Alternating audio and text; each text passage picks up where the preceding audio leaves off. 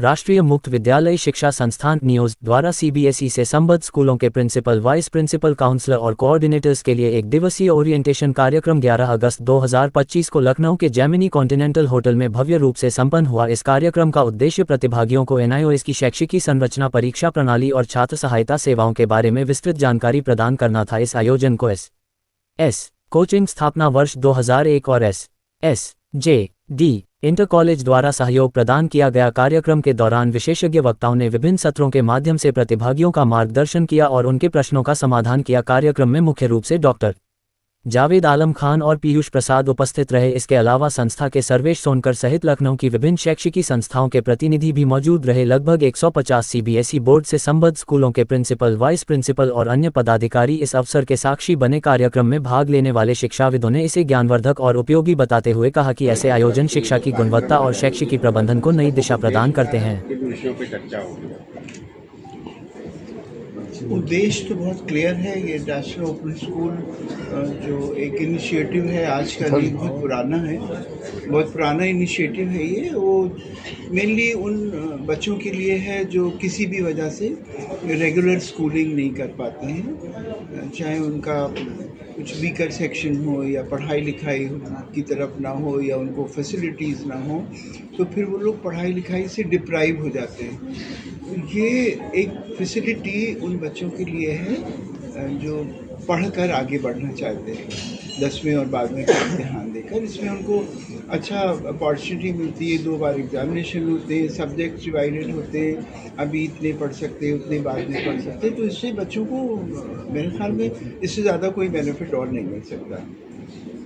Sir, जो young generation है कहीं ना कहीं देखा जा रहा है वो फ़ोन के प्रति, मोबाइल फ़ोन, स्मार्टफोन, इसमें ज़्यादा रुचि दिखा रही है। फ़ोन 2 चीज़ों के लिए भी है, पढ़ाई के लिए भी है, मिसयूज़ के लिए। उनको क्या है अपनी तरफ से मैसेज देना?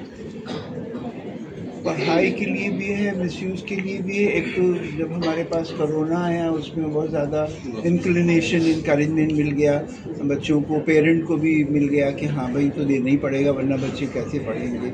हर चीज़ के देखिए एडवांटेजेस एंड डिसएडवांटेजेस होते हैं। ये अपने ऊपर होता है कि आप उनको एडवांटेजेस की तरफ ध्यान दें या डिसएडवांटेजेस की तरफ ध्यान दें।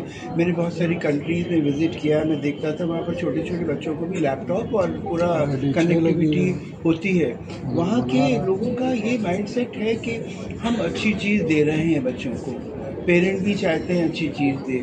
उसमें कुछ बच्चे गुमराह होकर अगर कुछ चीज़ें ना देखनी या समझना चाहिए करते हैं, तो बेशक उनको काउंसलिंग करने की ज़रूरत होती है, उनको समझाने की ज़रूरत होती है।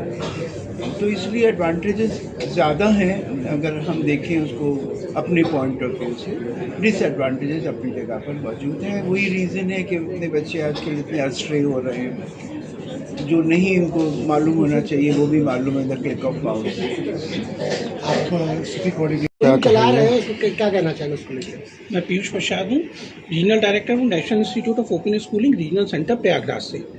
आज के बेसिकली इस फंक्शन का जो हमारा पर्पस था, उद्देश्य है, वो ये है कि प्रिंसिपल्स को, सीबीएसई स्कूल के principles, vice principles, coordinators, teachers को हम थोड़ा सा अवगत कराएं एनआईओएस के बारे में। 35 ईयर्स एस्टेब्लिशमेंट के बावजूद भी लोगों में अवेयरनेस की अभी बहुत कमी है। ऐसा वो कोई पैरेलल सिस्टम है गवर्नमेंट का, लोग नहीं जानते हैं। तो एनआईओएस के फीचर्स क्या होंगे, फ्लेक्सिबिलिटीज़ क्या होंगी। जो बच्चे सर ने जैसा बताया रेगुलर स्कूलिंग नहीं कर पाते हैं, और थोड़ा सा आजकल ट्रेंड बदल गया है, बच्चे कोचिंग में ज़्यादा फोकस करते हैं, मेडिकल, नीट की इंजीनियरिंग की तैयारी करते हैं या डिफेंस की तैयारी कर रहे हैं, और वो रेगुलर स्कूलिंग चाहकर भी नहीं कर पाते क्योंकि स्कूल का कुरिकुलम इस तरह का, अटेंडेंस इस तरह की है कि वो स्कूल पर फोकस करें या बाहर अपनी तैयारी पर फोकस करें। तो उस सब के लिए एनआईओएस है, किस तरीके से एडमिशन बच्चा लेगा, कैसे कैसे एग्ज़ाम दे सकता है, क्या क्या उसके फीचर्स होंगे, ये सब कुछ आज की मीटिंग में बताया जाएगा ताकि फर्दर ये प्रिंसिपल्स अपने बच्चों को अवगत करा सकें। ऑनलाइन भी सुविधा रहेगी? बिल्कुल सुविधा होती है इसमें। आजकल तो आप मानकर चलिए, जो भी बात उठी थी कि भाई मोबाइल फ़ोन्स वाली, कोरोना के बाद से जो कॉन्सेप्ट निकल कर आया है वो ऑनलाइन का ही आया है। सारा प्रोसेस ऑनलाइन है, बच्चों को सिर्फ किताबें दी जाती हैं पढ़ाई के लिए, एग्ज़ाम उनका ऑफलाइन होगा जैसे नॉर्मल बोर्ड्स के एग्ज़ाम्स होते हैं। बाकी बच्चे चाहें तो लगातार ऑनलाइन अपनी क्लासेस कर सकते हैं। सर, बात कर लें आज, क्या कुछ स्कूलों के भी यहाँ पर जो टीचर्स हैं वो आए हुए हैं क्या? डेफिनेटली सर, हमने करीब 150 लोगों का अरेंजमेंट करा हुआ है।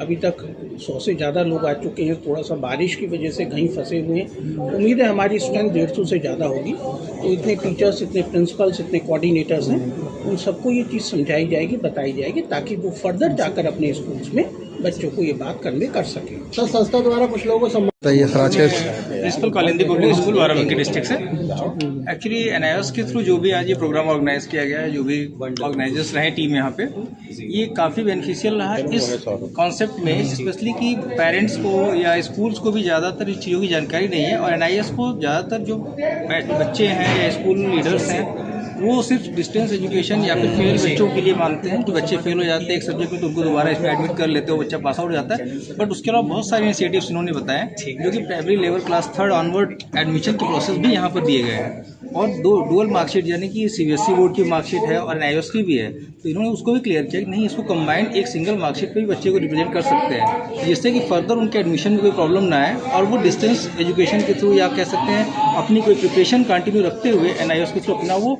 एकेडमिक कंप्लीट कर सकते हैं। ठीक कार्यक्रम किया गया, कई स्कूलों के जो प्रधानाचार्य थे उनको यहाँ सम्मानित भी किया गया। ये जो मैम एक संस्था की तरफ से नई पहल की जा रही है, किस तरह की है और जो बच्चे उनको किस तरह का फ़ायदा मिलेगा?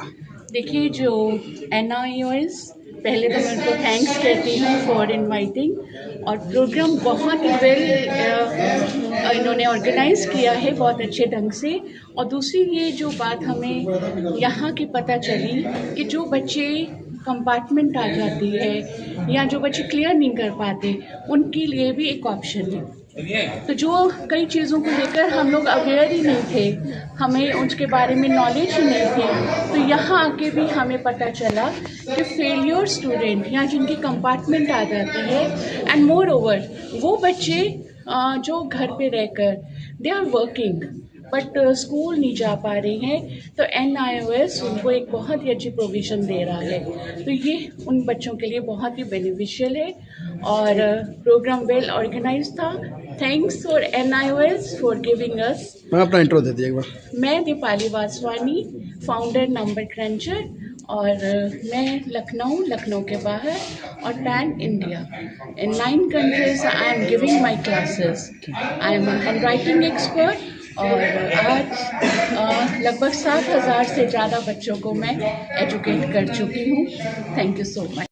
जी मैम अपना इंट्रो देते बताइए, आज एक भव्य कार्यक्रम किया गया जिसमें I am Sonia Dwivedi, principal of Union Public School, New Faridipur, Dabogha. So I came here just to get along with the NIS program. So it's a very innovative, also informative regarding the NIS program, as I have very less knowledge regarding NIS. Ma'am बात कर लें तो जो यहाँ पे नई पहल की जा रही है उससे बच्चों को कितना लाभ मिलेगा? काफ़ी लाभ मिलेगा उन बच्चों को जो बच्चे जिस कंपार्टमेंट में आ जाती है या बच्चे नहीं पास कर पाते हैं किसी वजह से, तो उनके लिए बहुत बेनिफिट है। तो क्या कहना चाहेंगे जो संस्था है उसको लेकर, क्या कहेंगे मैम? संस्था बहुत अच्छी है, उसने काफ़ी बहुत आगे जा रही है और काफ़ी सोचा है उन लोगों के बारे में जो बच्चे किसी वजह से कंपार्टमेंट में फेल हो जाते हैं, ठीक है, और किसी वजह से उनको एग्ज़ाम नहीं दे पाते हैं या कोई कॉम्पिटिटिव एग्ज़ाम दे रहे हैं बच्चे, वो नहीं रेगुलर स्कोरिंग कर पाते, तो उनके लिए बहुत अच्छा है। ठीक।